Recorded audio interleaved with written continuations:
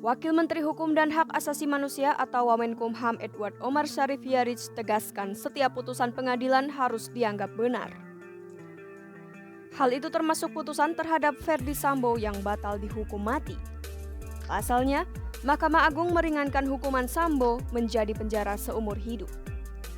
Lalu Edward menilai putusan itu harus tetap dihormati. Yang berikut soal Ferdy Sambo ini, saya kira ada asas yang mengatakan setiap putusan pengadilan itu harus dianggap benar dan harus dihormati. Res judicata pro veritate habetur. Jadi kita harus melihat itu sebagai suatu kebenaran dan apakah ini memenuhi keadilan, memenuhi kemanfaatan, memenuhi kepastian.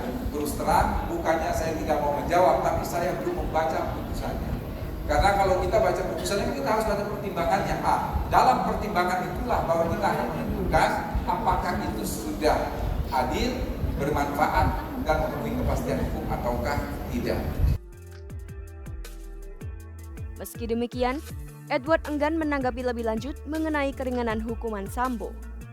Hal itu bukan tanpa alasan. Pasalnya, Edward akui belum baca lebih lengkap putusan MA.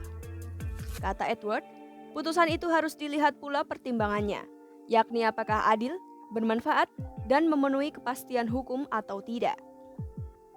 Sebagai informasi, hukuman Sambo direvisi setelah MA menolak kasasi perkara dugaan kasus pembunuhan berencana Brigadir J. Padahal sebelumnya Pengadilan Negeri Jakarta Selatan telah menjatuhkan vonis hukuman mati untuk Sambo.